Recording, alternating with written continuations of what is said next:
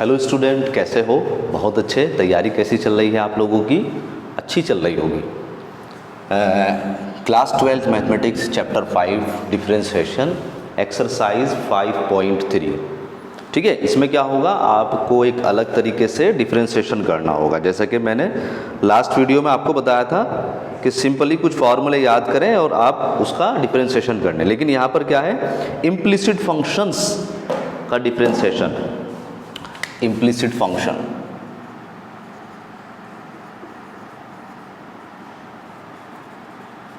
देखो क्या होता है कि जो अभी तक हम सिंपली करते आए हुए हैं कि y is equal to x square, y is equal to sine x square, कुछ इस तरह के फंक्शन का मैंने डिफरेंशिएशन आपको सिखाया है कि कुछ तो डायरेक्ट फार्मूले से ही हो जाएंगे, कुछ का पहले बाहर वाले फंक्शन का डिफरेंशिएशन करो, फिर उसके अंदर वाले फंक्शन का डिफरेंशिएशन करो।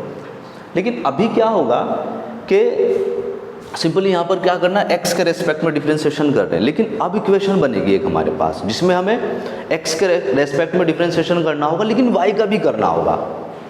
समझ पा रहे हो? एक तो हमें ये ध्यान रखना है कि y के अंदर fx, y के अंदर x होता है, जैसे कि y is equal to fx, मतलब y जो है एक फंक्शन होता है x का।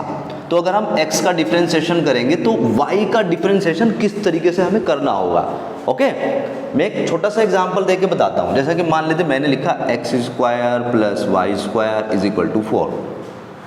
मैंने आपसे बोला कि इस इक्वेशन का डिफरेंशिएशन करो विद रेस्पेक्ट टू x। ये बात ध्यान रखना, किसके रेस्पेक्ट में हम डिफरेंशिएशन कर रहे हैं।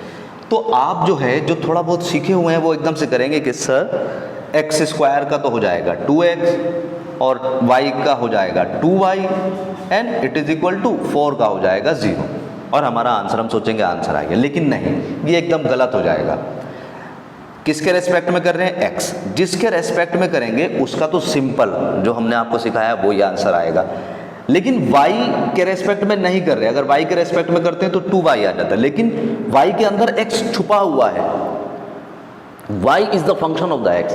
तो इसको क्या करना पड़ेगा, पहले y का डेरिवेटिव करना होगा और इनटू में dy अपॉन dx लगाना होगा हमें।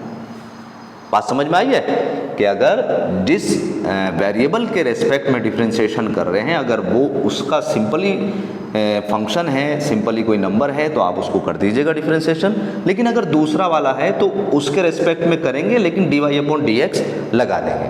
ओके, तो यहाँ पर क्वेश्चन आपके दिमाग में आ जाएगा, सर y क्यों लगाएंगे। ठीक है, तो इसको एक्सप्लेन करते हैं कि भैया ऐसा क्या ज़रूरत पड़ गई कि dy अपॉन dx लगाने की, ज़रा उसको समझ लेते हैं। मैं एक छोटा सा एग्जांपल लेकर आपको समझाता हूँ भाई। जैसा मैंने लिखा यहाँ पर x की पावर 3, एक कोई भी वेरिएबल ले लिया। मैंने आपसे पूछा इसका डिफरेंशिएशन कर सकते हो आप? आपने कहा सर हाँ बिल्कुल हो जाएगा, 3x स्क्वायर आ जाएगा इसका। अच्छा, तो उसमें मैं पूछूंगा फिर आपसे, भाई 3x स्क्वायर क्यों किया आपने? तो आप कहेंगे कि सर x के रेस्पेक्ट में इसका हमने डिफरेंशिएशन कर दिया, मतलब d अपॉन dx।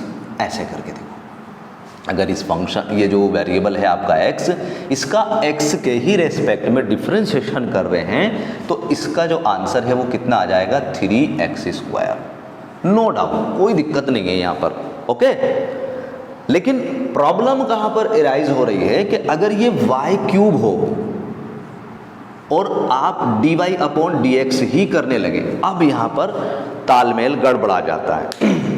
पहले वाले में जो यहाँ पर है वो यहाँ पर है, ओके, लेकिन दूसरी कंडीशन में जो यहाँ पर है वो यहाँ पर नहीं है, या जो यहाँ पर है वो यहाँ पर नहीं है। समझ पा रहे हो?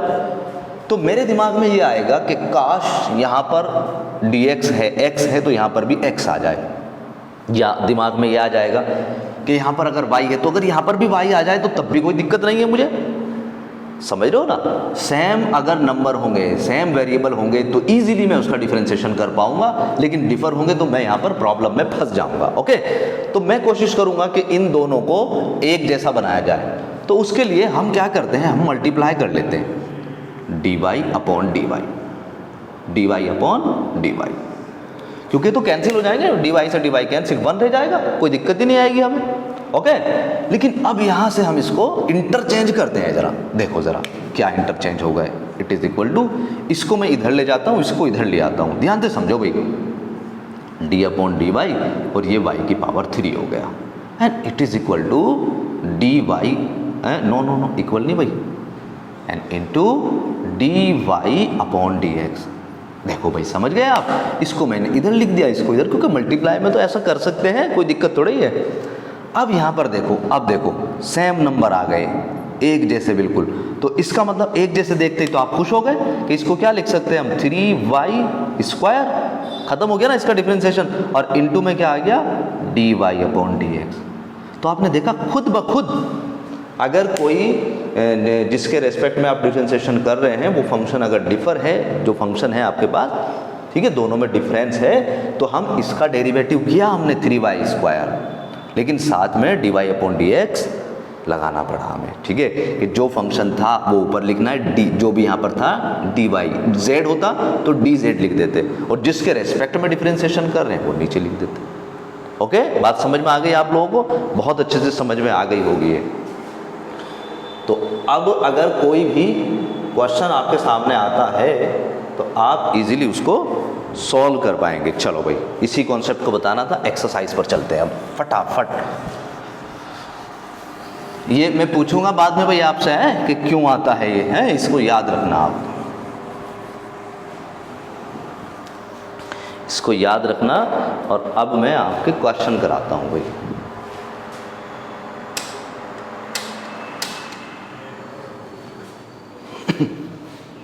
देखो भाई, एक्सरसाइज का फर्स्ट क्वेश्चन देखो आप,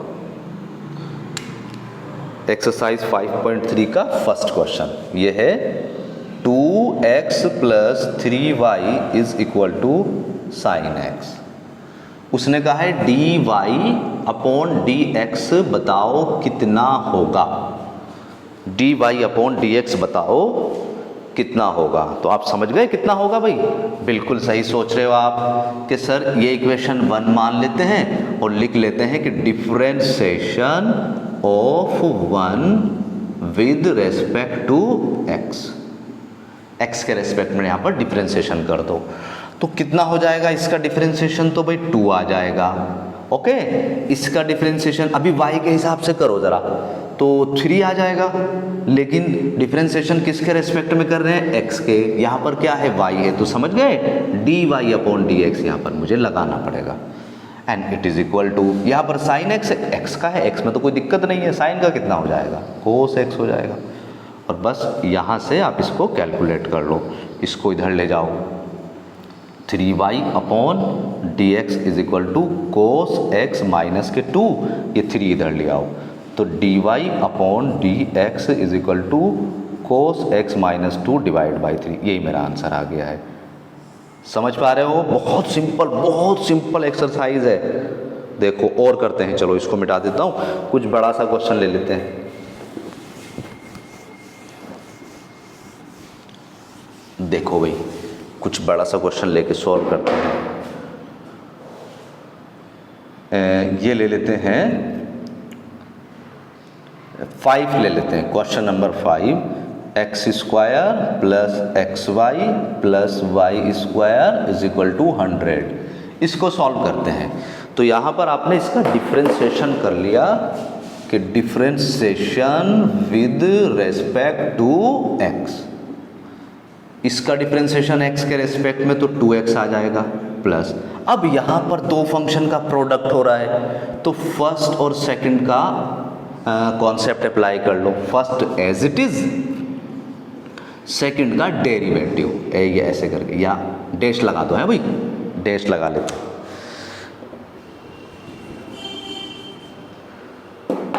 डैश लगा लेते हैं यहाँ पर, सेकंड का ए ऐसे करके, तीसरा देखो डैश होता है, ये कुछ स्टूडेंट ने पता क्या ऐसे कर दिया था, ऐसा नहीं भाई, डैश होगा। डैश का मतलब क्या है कि इसका डेरिवेटिव कर रहे हैं, first as it is, second का derivative plus second as it is आपके, और फर्स्ट का डेरिवेटिव, ऐसे करके लिख दिया, एंड प्लस, अब देखो y² का डेरिवेटिव कितना हो जाएगा 2y और इंटू dy अपॉन dx। अब मत बोल देना कि सर ये dy अपॉन dx कहाँ से आ गया, एंड 100 का कितना हो जाएगा भाई, 0 आ जाएगा।